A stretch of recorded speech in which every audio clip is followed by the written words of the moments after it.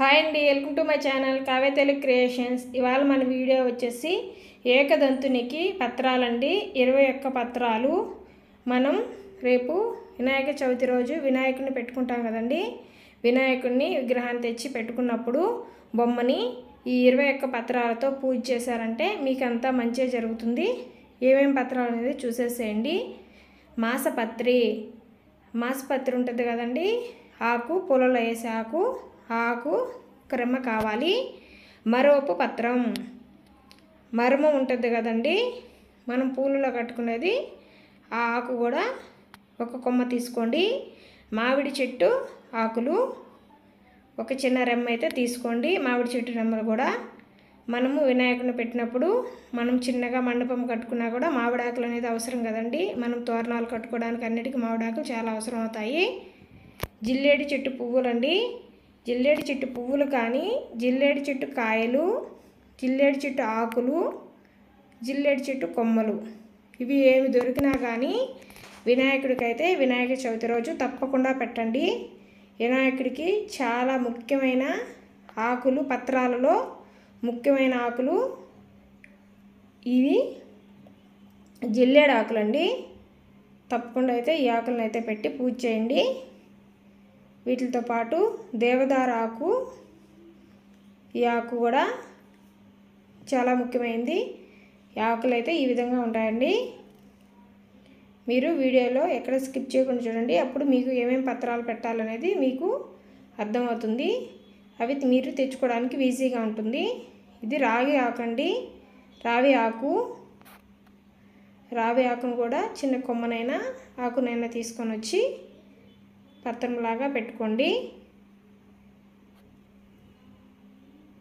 అదేవిధంగా జాజి పత్రము అంటే సన్నజాజి పూలు ఉంటాయి కదండి, ఆ కొమ్మని చిన్న కొమ్మని తీసుకొని వచ్చి పెట్టుకోండి. ఈ 21 పత్రాల్లో మీకు అన్ని పత్రాలు దొరకకపోయినా కొన్ని పత్రాలైనా 11 పత్రాలతో అయినా మీరు పూజ చేసుకోవచ్చు. జమ్మి ఆకు పత్రంగా తీసుకొని వచ్చి ఒక చిన్న కొమ్మని పెట్టుకోండి. వాకుటాకును కూడా దొరికితే తీసుకొని వచ్చి తప్పకుండా పెట్టుకోండి. అదేవిధంగా వావిలాకు,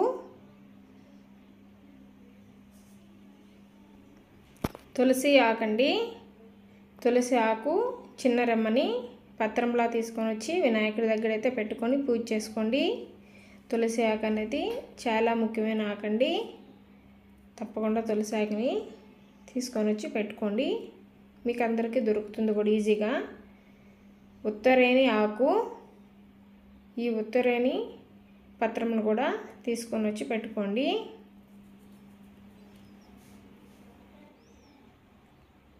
రేగు చెట్టు ఆకండి. రేగు పత్రము దీన్ని ఒకటి తీసుకొని వచ్చి పెట్టుకోండి. విష్ణుకాంత పత్రం అండి ఈ ఆకు పేరు. అదేవిధంగా ఉమ్మెత్త ఆకు, బిల్వ పత్రము, మారేడు ఆకు.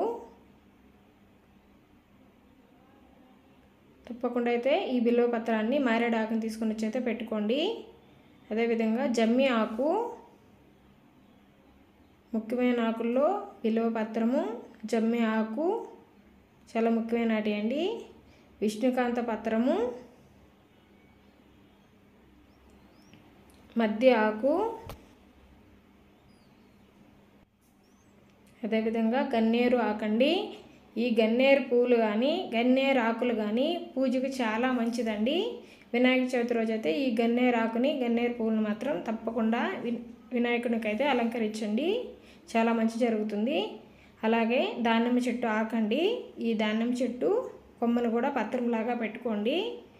దానిమ్మ ఆకు కూడా పూజకి చాలా ముఖ్యమైనది. మనకి ఇట్లో చాలా ఆకులు అయితే మనకు దొరుకుతాయండి. అన్నీ కూడా సేకరించి మీరు వినాయక చవితి రోజు అయితే తప్పకుండా అయితే పూజలో పెట్టుకోండి. వాటితో పాటుగా నేను చూపిస్తున్నాను కదా, ఇటువంటి గెరికలు అయితే 2 రకాల గెరికలు అయితే పెట్టుకోండి. ఇవి ఒక రకం గెరిక అయితే ఫస్ట్ చూపించిన లాగా ఉంటుంది. రెండో రకం గెరిక అయితే ఈ విధంగా సన్నగా ఉంటుందండి. ఈ 2 రకాల గెరికలు అయితే తప్పకుండా పెట్టుకోండి. ఈ విధంగా 21 పత్రాలలో మీకు 11 పత్రాలు దొరికినా కానీ 11 పత్రాలతో పూజ చేయండి. 21 పత్రాలు దొరికితే 21 పత్రాలతో అయితే పూజ చేసుకోండి. వినాయక చవితి రోజు తప్పకుండా ఈ పత్రాలతో పూజ అనేది చేసుకోండి. ఈ పత్రాలతో పూజ చేసుకుంటే మీకు అంతా మంచిగా జరుగుతుంది. మన ఛానల్ ఫస్ట్ టైం చూస్తుంటే ప్లీజ్ సబ్స్క్రైబ్ అయితే చేసుకోండి. ఈ వీడియో కానీ యూజ్ అవుతుంటే మీ ఫ్రెండ్స్ అండ్ ఫ్యామిలీ మెంబర్ తప్పకుండా షేర్ చేయండి. ప్లీజ్ ఒక లైక్ అయితే ఇవ్వండి. Thank you for